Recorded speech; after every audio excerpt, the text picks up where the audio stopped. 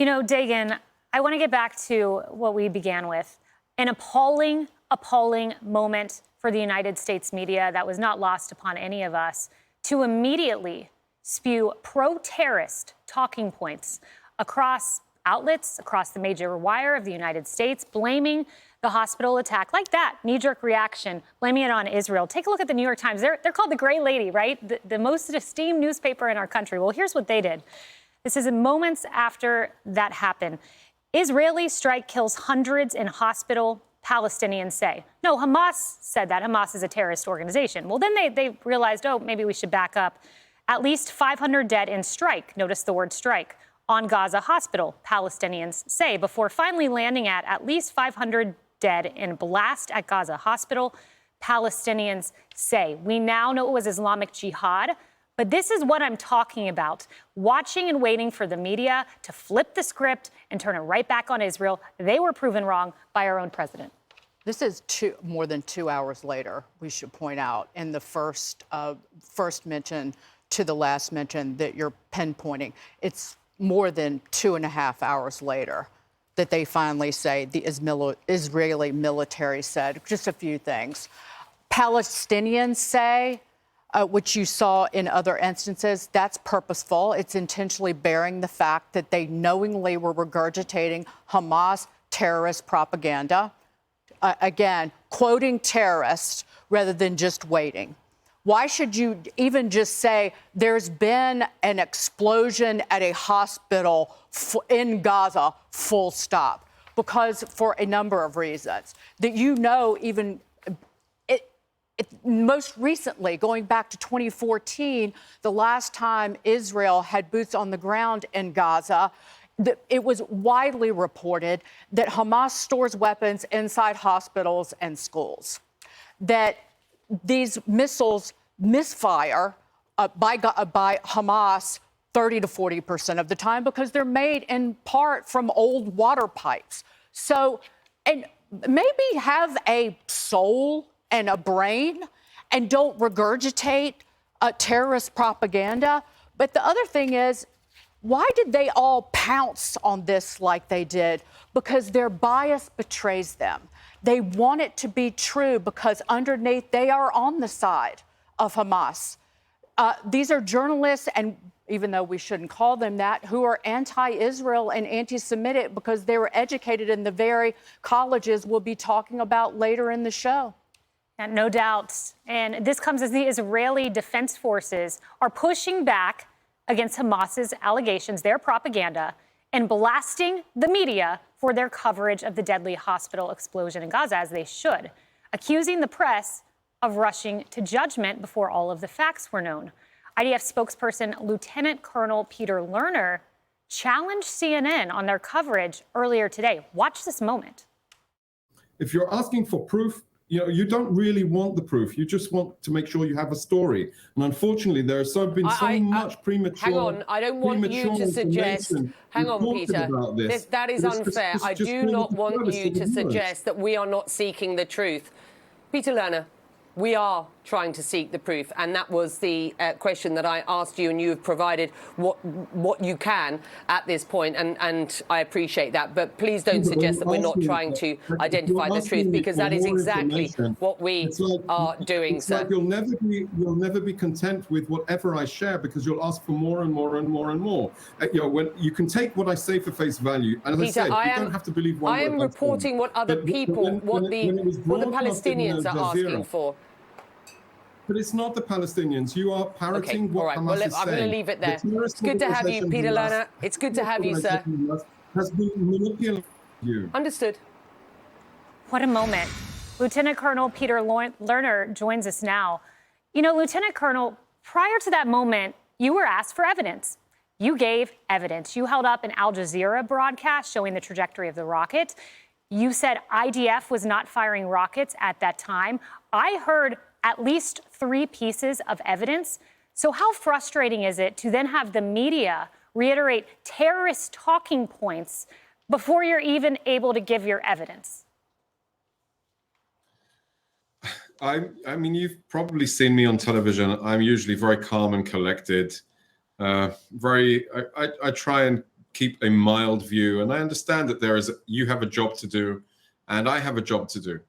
But I found it extremely frustrating that Hamas gets this platform, and I could not stop but thinking about an organization that butchers babies in their bedrooms, and then they get to say to the media, and it's just automatically accepted as fact. Hamas says, and as if it's enough that you attribute it to Hamas, and then it should be accepted or broadcasted, and that's why this morning I had that very exceptional exchange with CNN. I don't like.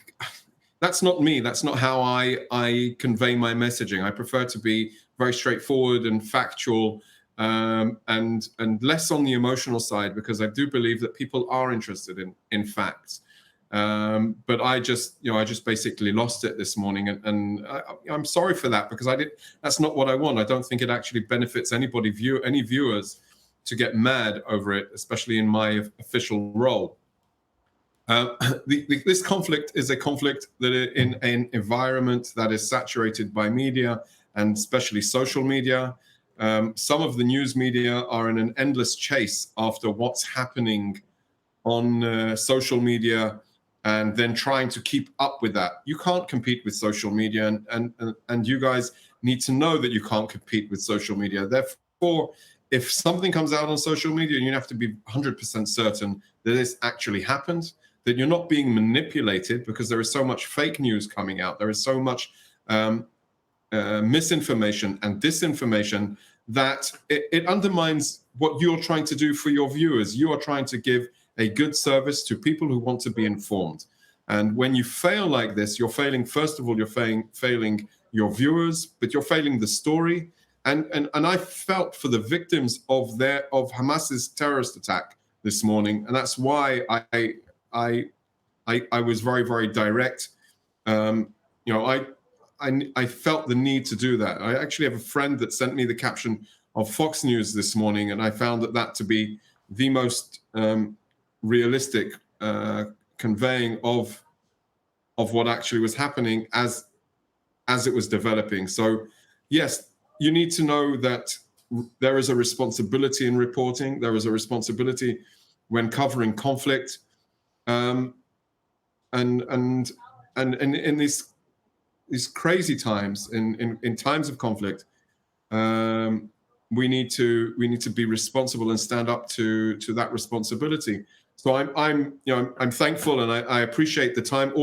And I've been interviewed from Ireland today, to the UK, the US, to Australia, all over the world. I've been presenting Israel's case in order to try to get this message across that Hamas cannot be trusted. This is an organization that will butcher babies in their bedrooms. They'll have no problem lying to you. And that we need to address Hamas's communication effort, their propaganda effort, as if we were listening to North Korea. There is no free voice there. You can't trust them.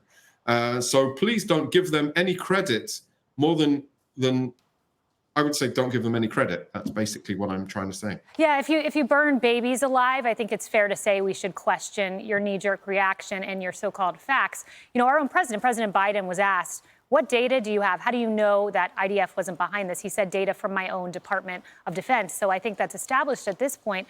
But Lieutenant Colonel, this is as much of a war of information. You see what happened just yesterday, the knee-jerk reaction of blaming IDF. How do you combat this as a potential ground invasion takes place? The knee-jerk reaction to embrace disinformation, because it took time for Israel to get the facts together. You got the facts, you got the images, you put it out. But not lost upon us was the fact that Hamas was out right away without the facts, putting out misinformation, blaming this on you, on IDF. So I'm hoping that the world media are watching this event today. And I think that and we've seen over the course of the day a lot of toning down, and you showed the New York Times, and eventually. So I'm hoping that in the next, if there will be an event such as this in the next time, we will first of all be able to respond rapidly, but also that the reporters and the journalists, and they won't be after this crazed seek of attention to break the story first and then tell a story that is factually wrong inaccurate or misleading. We've seen over the course of the day, and I'm sure you've covered what's going on in Lebanon outside the US Embassy. And we saw last night outside the Embassy of Israel in Jordan. Words have meaning, they create action. It is created, and this is what's happened. So we need to be, I would say, you have a responsibility, we have a responsibility, we have professional ethics, you have professional ethics. Let's live up to them. Let's not do the hyperbole. Let's not do the factually unclear stories. Let's make sure that terrorists are not abusing the access they have to you.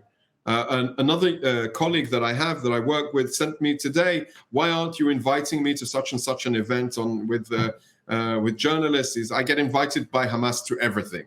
And we have access, but we have limited access. Hamas just sends its propaganda out to everybody and gives them access, but it's not true access. It's all manipulation. About it, Lieutenant Colonel Peter Lerner, thank you very much for your time.